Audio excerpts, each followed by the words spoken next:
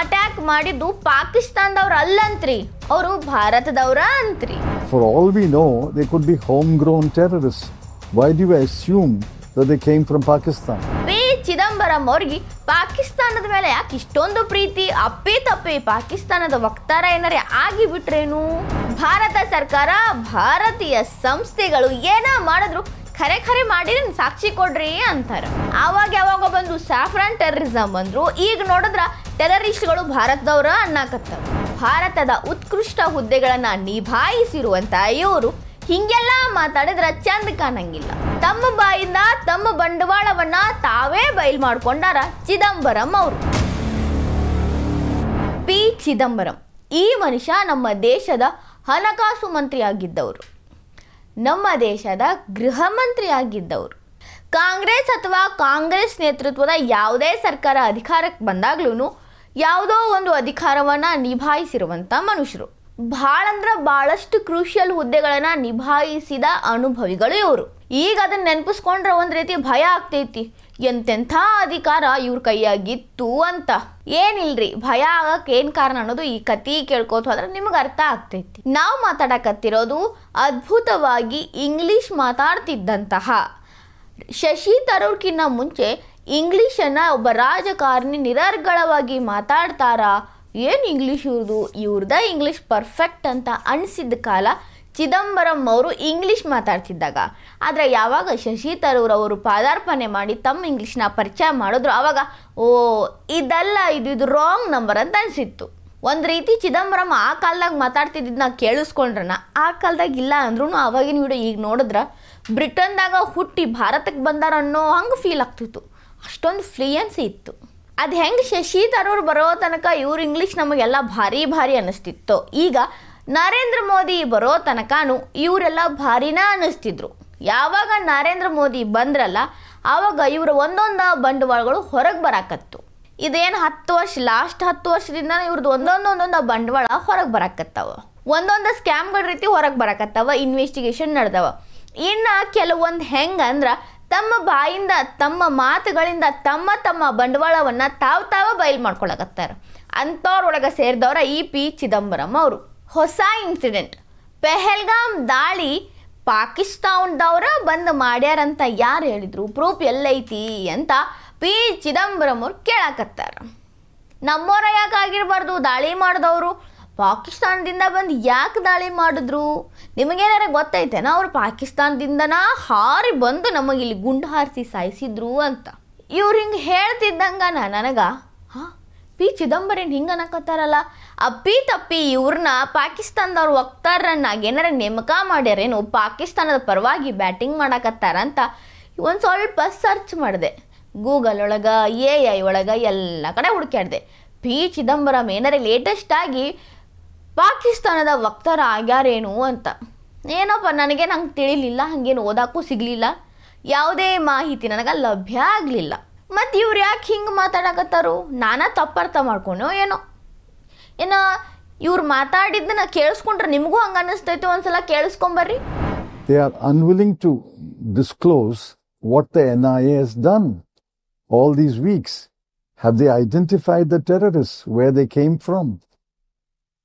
I mean, for all we know, they could be homegrown terrorists. Why do you assume that they came from Pakistan? There's no evidence of that. ಕೇಳಿದ್ರಿಲ್ರಿ, nonsense. Pahalgam attack ಅಷ್ಟು ಕ್ರೂರವಾಗಿ ಸಾಯಿಸಿದ್ರು, ಧರ್ಮ ಕೇಳಿ ಕೊಂದ್ರು ಅಂತ ಆಗಂತುಕರು ನಮ್ಮವ್ರ ಆಗಿರಬಹುದು, ಪಾಕಿಸ್ತಾನದವ್ರಂತ ಏನು guarantee ಅಂತ ಕೇಳ್ತಾರಲ್ಲ, ನಮ್ಮವ್ರ ಅದಾರಂತ ಇವ್ರ ಕಡೆ ಏನಾರ ಸಾಕ್ಷಿ ಐತೇನು? ಏನು ಮಾತಾಡ್ತಾರೆ ಚಿದಂಬರಂ ಅವರು? ಹಲವಾರು ಹುದ್ದೆಗಳನ್ನು ಅಲಂಕರಿಸಿದವರು, ಮಂತ್ರಿ ಆಗಿದ್ದವರು, ರಾಜಕೀಯದ ಆಳ ಅಗಲ ಉದ್ದ ಎಲ್ಲ ಬಲ್ಲವರು. ಈ ಕಲ್ಲು ಇಲ್ಲಿ ಹೊಡೆದ್ರೆ ಅಲ್ಲಿಂದ ಹೊಡೆದು ಇಲ್ಲಿಗೆ ಬರ್ತೈತಿ ಅನ್ನೋದು ಇವ್ರಿಗೆ ಗೊತ್ತೈತಿ. ಅಂಥ ಅಗಾಧವಾದ ಎಕ್ಸ್ಪೀರಿಯನ್ಸ್ ಇರೋ ಇವರು ಏನು ಮಾತಾಡಕತ್ತಾರೆ ಟಿ ವಿ ಮುಂದೆ ಕೂತ್ಕೊಂಡು?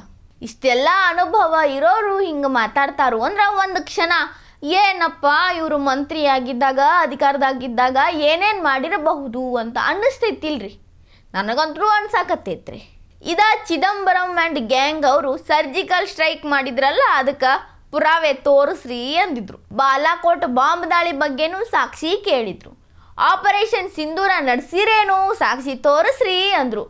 ಪ್ರತಿಯೊಂದು ಭಾರತೀಯ ಸೇನೆ ಶತ್ರು ದೇಶದ ಮೇಲೆ ಸೇಡು ತೀರಿಸ್ಕೊಂಡಾಗ ಏನ್ ನಿಜವಾಗ್ಲೂ ಸೇಡು ತೀರಿಸ್ಕೊಂಡ್ರೇನ್ರಿ ಅಂತ ಕೇಳಿದ್ದು ಇದ ಚಿದಂಬರಂ ಅಂಡ್ ಗ್ಯಾಂಗ್ ಅವರು. ಇಂಥವ್ರು ಅದಾರ ಅನ್ನೋ ಕಾರಣಕ್ಕಾಗಿ ನಮ್ಮ ಏರ್ ಫೋರ್ಸ್, ನಮ್ಮ ಆರ್ಮಿ, ನಮ್ಮ ನೇವಿ, ನಮ್ಮ ಭಾರತ ಸರ್ಕಾರ ಬಹಳ ಸ್ಟ್ರಾಂಗ್ ಆಗಿ ಬಹಳ ನಂಬೋ ಅಂತ ಸಾಕ್ಷಿಗಳನ್ನ ತೋರಿಸ್ತೈತಿ.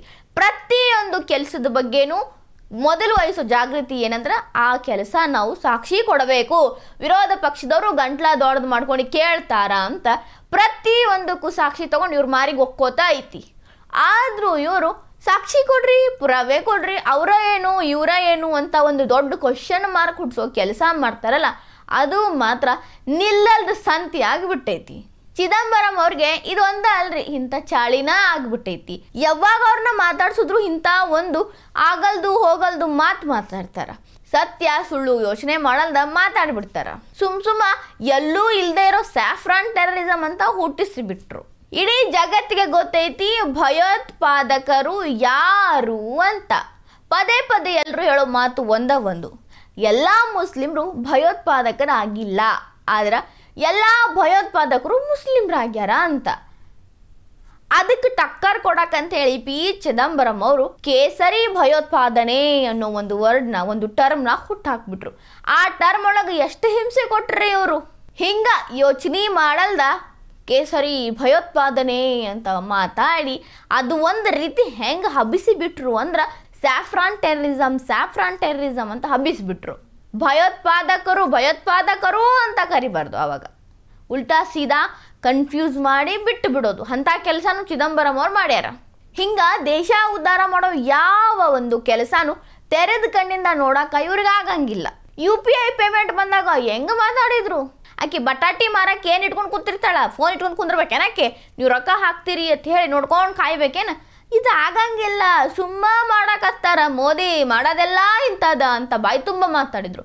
ಪಿ ಚಿದಂಬರಂ ಅವರು ಈಗೇನಾರೆ ಭಾಳ ಸಣ್ಣ ಮಾರ್ಕೆಟ್ಗೆ ಹೋಗಿ ನೋಡಿದ್ರು, ಅಲ್ಲಿ ಸ್ಕ್ಯಾನರ್ ಕಾಣ್ತಾವ.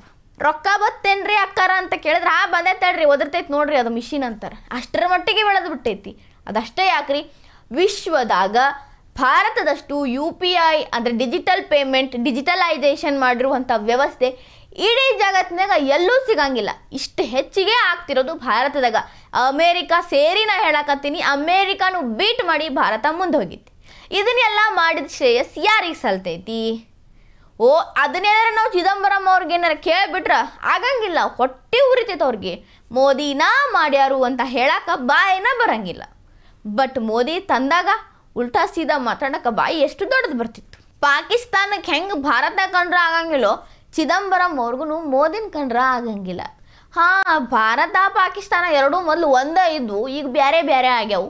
ಚಿದಂಬರಂ ಅವ್ರಿಗೆ ಪಾಕಿಸ್ತಾನದಾಗ ಯಾವುದ್ರೆ ಮೂಲಗಳು ಅದಾವೋ ಏನೋ, ಯಾರಿಗೆ ಗೊತ್ತು, ನಮಗೆ ಯಾಕೆ ಬೇಕು ಬಿಡ್ರಿ. ಹಂಗೆ ಅನ್ನಿಸ್ತು ಹೇಳಿದೆ. ಅವ್ರಿಷ್ಟ, ಅವ್ರಿಗೆ ಬೇಕಾದ್ ಮಾಡ್ಕೊಳ್ಳಿ, ಎಲ್ಲರೇ ಮೂಲ ಹೊಂದಲಿ, ಏನಾರೇ ಮಾತಾಡಲಿ, ದೇಶಕ್ಕೆ ಕುತ್ತಕ್ಕೈತೇನು ನನ್ನ ಮಾತು ಅನ್ನೋದನ್ನ ಯೋಚನೆ ಮಾಡಿ ಮಾತಾಡಲಿ ಸಾಕು. ಈ ವಿಡಿಯೋ ನಿಮಗೆ ಇಷ್ಟ ಆಗಿದ್ದರೆ ಲೈಕ್ ಮಾಡಿರಿ, ಶೇರ್ ಮಾಡಿರಿ, ಕಮೆಂಟ್ ಮಾಡಿರಿ. ಇನ್ನೂ ಇಂಥವು ಹೆಚ್ಚಿನ ವಿಡಿಯೋ ನೋಡೋಕೆ ಹೊಸ ದಿಗಂತ ಡಿಜಿಟಲ್ ಚಾನಲ್ ಸಬ್ಸ್ಕ್ರೈಬ್ ಆಗಿರಿ.